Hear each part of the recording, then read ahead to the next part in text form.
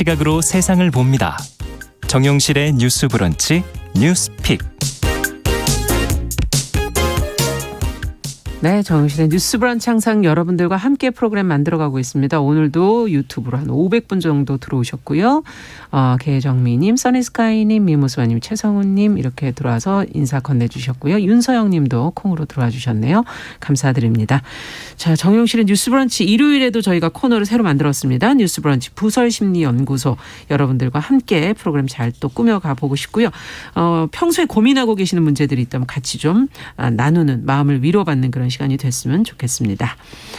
자, 첫 코너 뉴스픽으로 시작을 하죠. 월요일과 수요일 두 분과 함께 하고 있습니다. 전혜연 우석대 개공 교수님 안녕하세요. 안녕하세요. 전혜연입니다. 네, 전지현 변호사님 안녕하세요. 네, 안녕하세요.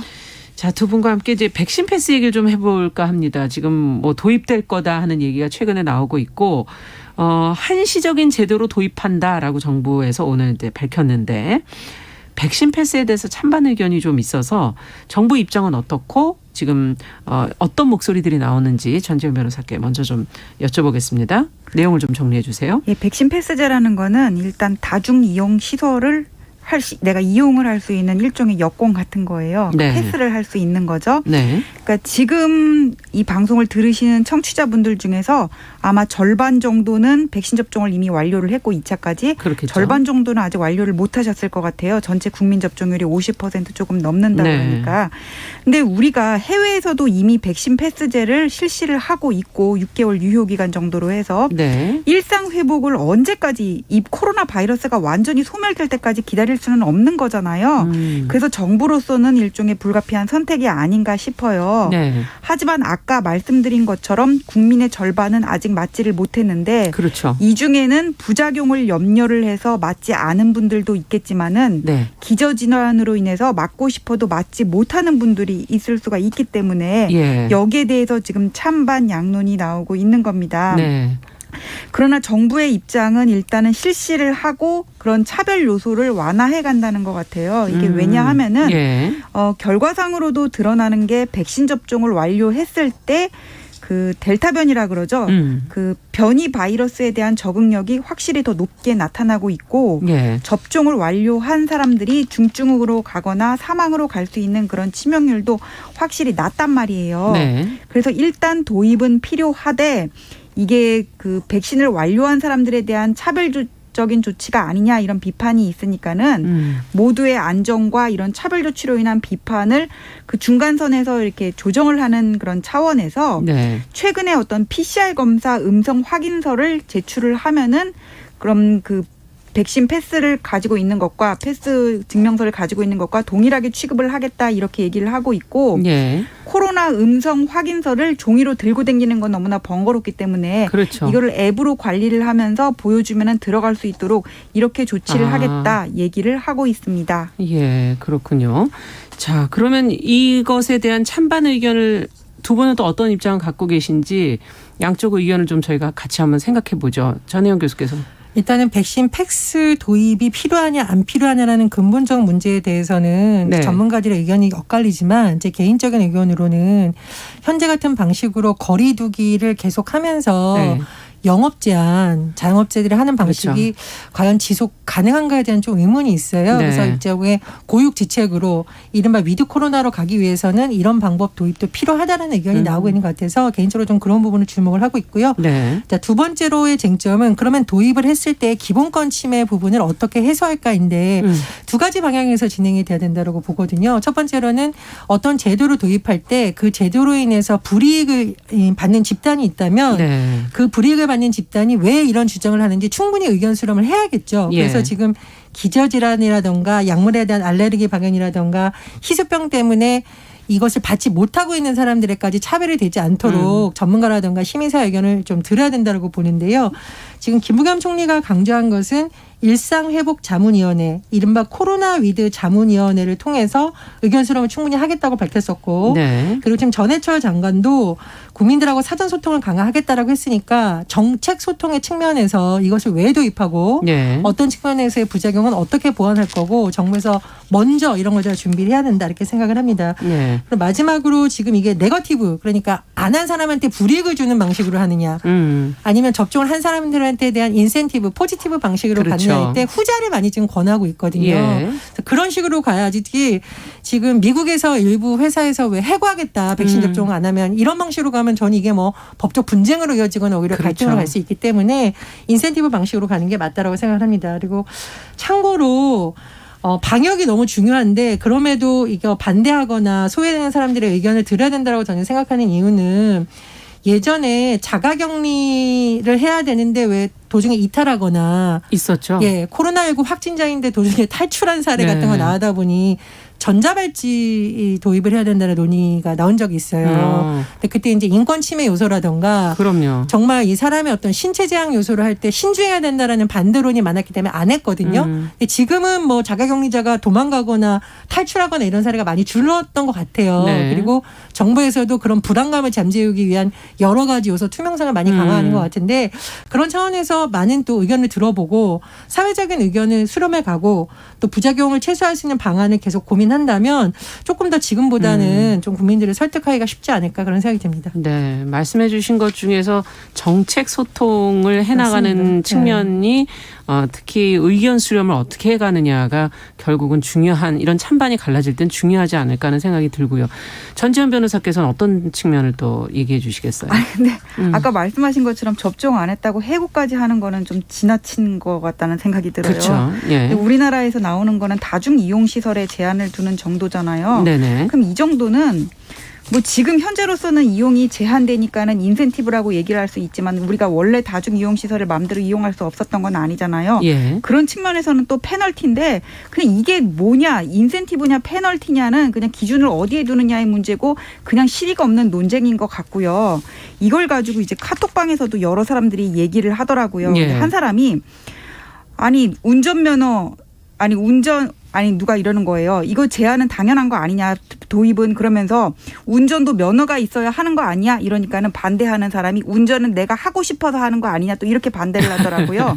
그러니까 좀 나이가 많은 사람이 뭐라고 정리를 해줬냐면은 운전을 안 한다고 해서 네가 남한테 피해를 주는 건 아니잖아. 네. 하지만 백신을 안 맞으면은 맞고 싶어도 맞을 수 없는 뭐 예를 들면 기저질환자나 그런 사람들에게 피해를 줄 수 있으니까 그거를 운전면허에다 비교를 하지는 마라. 뭐 네가 하고 싶다고 다 해야 되는 건 아니다 이렇게 정리를 하는 거는 봤거든요. 예. 근데 제가 생각할 때 백신 패스제의 도입은 슬슬 위드 코로나를 준비해야 되는 현재의 상황에서 불가피한 선택이라고 봐줘요. 네. 물론 뭐 PCR 음성 확인서 증빙하려면은 번거로운 면도 있겠지만은 자기의 선택이건 어쩔 수 없었건 백신을 안 맞았으면 그만큼 남한테 피해를 줄 가능성도 높아지는 거거든요. 예. 그럼 이 정도의 번거로움은 좀 감수를 해야 된다. 좀 그런 생각이 들고 그다음에 국가가 개인의 삶에 지나치게 개입하는 거 아니냐 뭐 그렇죠. 이런 그런 반론 지적이 충분히 있죠. 나올 예. 수 있어요. 하지만은 우리가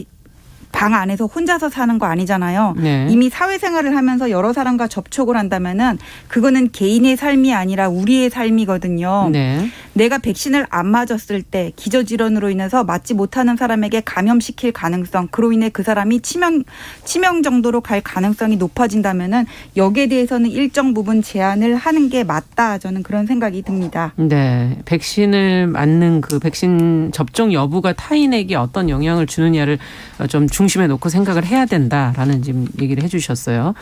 단순한 운전과는 그런 부분에서 좀 차이가 있다 하는 운전면허랑 비교를 좀 해 주셨는데 전혜영 교수께서 조금 더 첨부해 주신다면. 네, 우리가 백신에 대한 불안감이라든가 이상 반응이 나왔을 때 제대로 국가에서 관리해 줄 수 있느냐 이 문제는 여전히 또 의문을 표하는 사람들이 많기 때문에 네.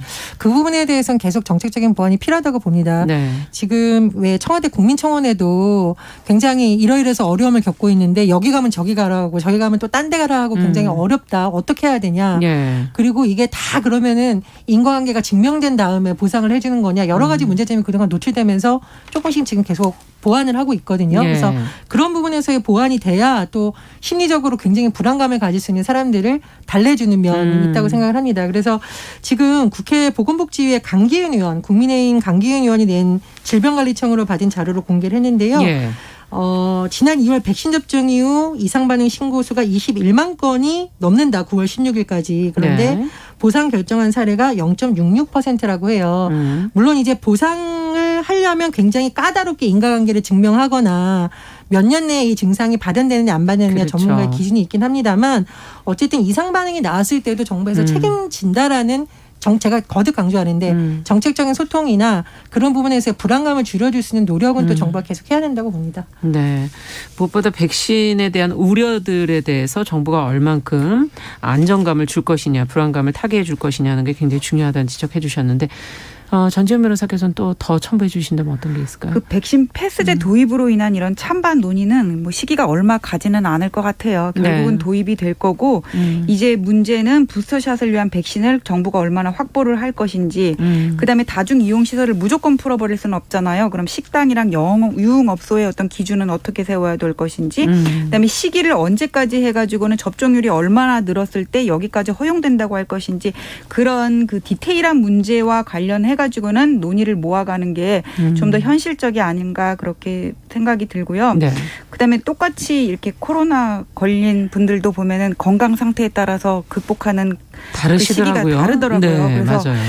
우리가 이런 논쟁 물론 중요하지만은 그거 외에 평소에 자기 면역력을 늘리기 위한 운동과 식습관을 개선을 하는 게 좀 더 현실적이지 필요하지 않을까 않겠나. 싶습니다. 필요하지 예. 않을까.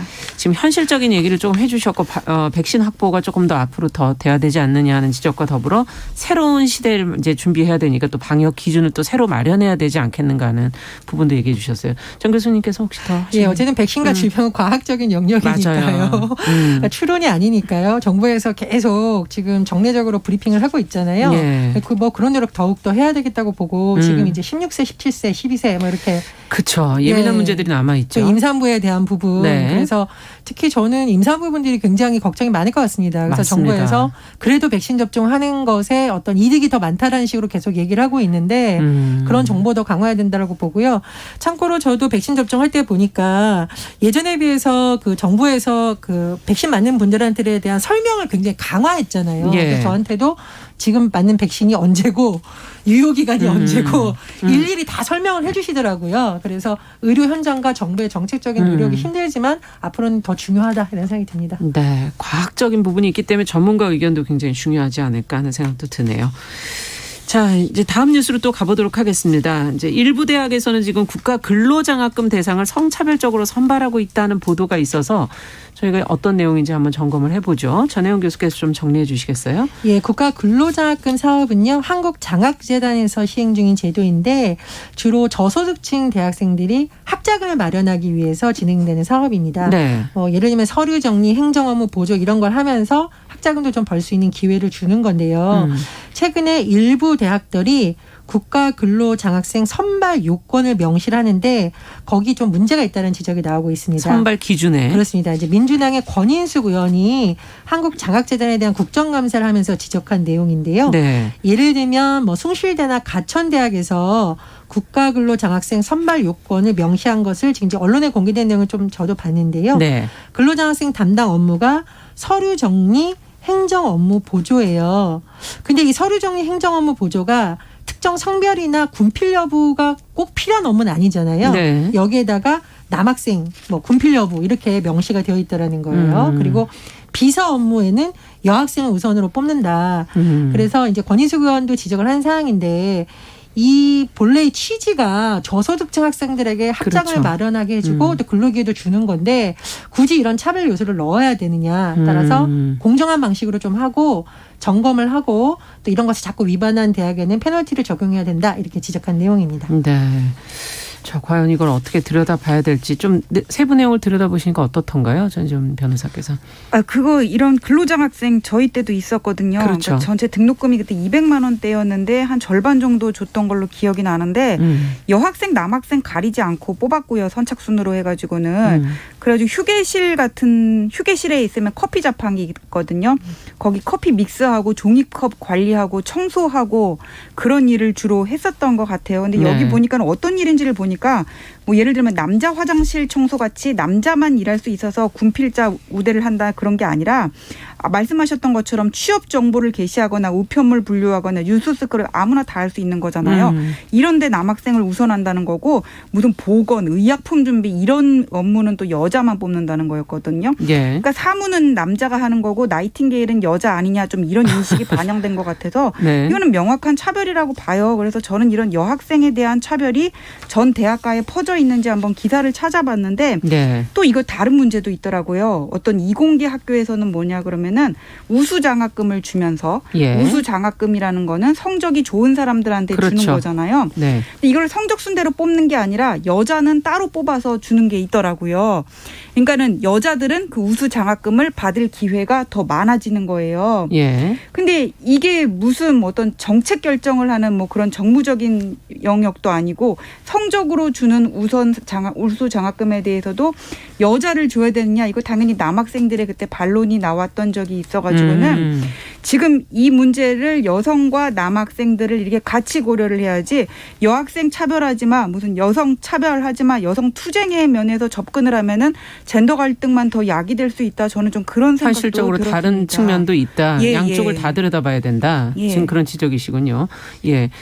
전혜영 교수께서는 어떻게 보십니까? 예, 근데 이제 우리가 이제 양성평등 정책을 얘기를 할 때 과거에는 워낙 여성 인권 침해 요소가 많아서 여성들을 그렇죠. 위한 정책 분야에도 아무래도 초점이 될 텐데 최근에는 오히려 남성들이 차별받는 요소도 개선하려고 많이 시정 권고가 되고 있어요. 네. 이번에도 비서 업무에 왜 여학생을 우선 뽑아야 되느냐라고 지적을 한 거거든요. 그렇죠. 사실 비서 업무라는 게 보통 손님 오면은 뭐 접대하고 뭐 이렇게 생각하는데 그것뿐만 아니라 여러 가지 요즘에는 뭐 일정 관리라든가 또는 학교 운영과 관련된 업무가 예. 들어갈 수 있기 때문에 꼭 여학생만 할 수 있는 업무가 아닙니다. 그렇죠. 이 업무를 하고 싶어하는 남학생들도 있을 수 있기 때문에 그런 부분도 고치라는 내용이 들어가 있다는 걸 좀 추가로 말씀을 드리고요. 네. 참고로 제가 이 아이템을 다루면서 예. 예전에 공공기관에 근무할 때 사례가 있었는데 이렇게 기관장 회의가 있었어요. 예. 근데 그 기관에 이제 차를 대접을 해주시는데 남자 비서님이 이제 차를 갖고 가져오셨어요. 들어오셨거든요. 예. 근데 저는 그럴 수 있다고 생각을 했는데 대부분의 분들이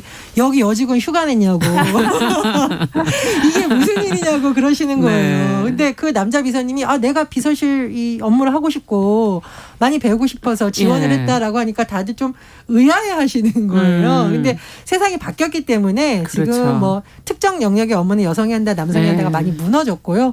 또 여성들이 많던 분야에 진출하고 싶은 남성분들도 많기 있죠. 때문에 네. 우리가 그런 고정관념을 들어서 굳이 차단할 필요는 없다. 좀 이런 생각이 들고 지금 교수님, 우리 전자 변호사님께서 다른 또 사례를 말씀해 주셨는데 저는 이제 또 다른 사례를 말씀을 드리자면 최근에 이제 모 대학에서 이건 좀 심각한 사례인데 아마 그 강의하시는 분이 학생들을 대상으로 굉장히 좀 성희롱과 인권위반 발언을 해서 지금 굉장히 논란이 되고 보도가 있거든요. 됐었죠. 예. 네, 그래서 이런 부분이 뭔가 진실인지도 좀 같이 밝혀졌으면 하는 마음이 좀 들기도 합니다. 네. 이런 부분에 어떤 뭐 성평등적인 것뿐만 아니라 발언 하나하나 대학가 안의 분위기까지도 지금 지적을 해 주신 거고요. 전지현 변호사께서는 어떤 개선책, 뭐 어떤 조치들이 조금 더 필요하다고 보시는지 이걸 어떻게 근본적으로 좀 바꿀 수 있을까요? 이걸 딱 어떻게 하면 고쳐진다 그런 명확한 해결책은 사실 좀 어려운 것 같아요. 그런데 네. 저는 우리가 얼마 전에 여성가족부 폐지에 대한 얘기를 했는데 네. 그 여성가족부의 이름을 좀 바꿨으면 좋겠다 그런 얘기도 하면서 네. 이거를 그 여성의 어떤 인권 함양이 아니라 네. 저출산 문제, 저출산이라는 게 취업이라든지 복지 문제랑 다 연결이 되거든요. 네. 거기에 주안점을 둬서 일을 하는 걸로 바꾸면 어떻겠느냐 좀 그런 얘기를 했던 게 제가 생각이 나요. 네.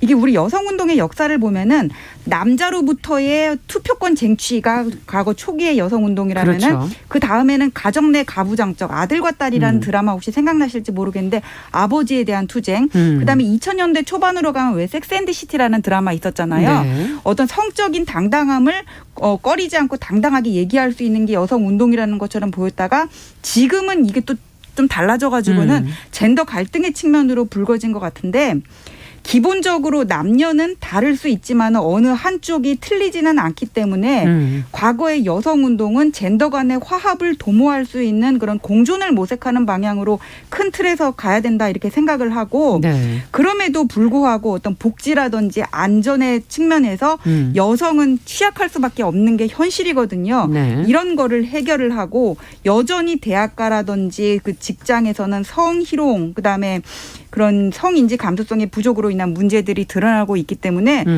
큰 틀은 이렇게 가면서 우리 이런 문제들을 해결하자 이런 식으로 가야지 이거를 무슨 여성은 지금까지 차별받았어 너희들로부터 권리를 빼앗아 와야 돼 이런 식으로 가면은 계속 서로 싸울 수밖에 없겠다는 생각이 들어요. 공존을 전제로 해서 세부적으로 들어갔을 때 좀 필요한 부분들을 더 챙겨야 된다라는 지금 지적을 해 주신 거네요. 전혜영 교수께서는 어떻게 보십니까? 그 이제 젠더의식 강화 프로그램을 제가 직접 진행한 그 교육 담당자한테 얘기를 들었는데요. 그 젠더의식이라는 것이 말씀해 주셨듯이 뭐 여성을 우선시해라, 여성차별 철폐해라 이런 게 아니라요. 남녀가 서로의 차이점을 인정은 하지만 차별이 되지 않도록 어떻게 갈까에 대한 것을 대학생을 대상으로 하는 교육 프로그램이었다고요. 이분도 사실은 여학생들이 이 프로그램을 좋아하겠지라고 했는데 만족도 조사를 해보니까 남학생들이 너무 재밌었다. 그리고 이러더라는 거. 알고 보니 우리가 차별받은 요소도 많았네요. 한국에서 그렇죠. 가부장제에서 남자들에게 강요되는 어떤 부분이 있잖아요. 그것도 힘들게 한 부분이죠. 그렇죠. 울지 말라. 너가 네. 가정을 책임지는 사람이야. 이런 부분들이 어떻게 보면 억압적 요소이고 자유로운 직업을 선택할 때도 맞아요. 끊임없이 본인들을 압박하는 요소여서 어떻게 보면 이건 남자들도 교육받아야 되는 거라는 답변이 많아서 깜짝 놀랐다. 사실은 교육하는 사람도 깜짝 놀랐다고 할 정도니까 네. 그분도 본인이 편견이 있었던 것 같다는 말씀해 주셨거든요. 그러네요. 그래서 뉴스브런치에서 다룬 이런 아이템들이 사실은 여성들이 그동안 차별받았던 부분에 대한 것도 많지만 어떻게 보면 성차별적인 요소에서 남성들이 차별받는 요소도 많이 같이 다루고 다뤄야 있다는 점 된다. 말씀을 드리고 네. 또 하나는 이 양성평등 정치와 관련해서 여가부를 중심으로 지고 있는 어떤 성인지 감수성이라든가 성인지 예산의 부분은요. 여성에 대한 부분뿐만 아니라 남성들에 대한 부분도 많이 보강을 하고 있습니다. 그렇군요. 해외에서 예를 들면 교통사고가 많이 나는 지역에 있어서 여성 사망자 수와 남성 사망자 수로 분석을 했어요. 네. 그랬더니 뭐 예를 들면은 남성들은 이 지역에서 오토바이를 많이 타고 다니고 여성들은 자동차를 많이 타고 다니는 통계가 나왔는데 예. 한쪽에만 치우친 정책이 되다 보니 성별 사망자 수가 차이가 나는 거예요. 아. 근데 왜 그럼 여성들은 이 지역에서 자동차를 많이 타냐?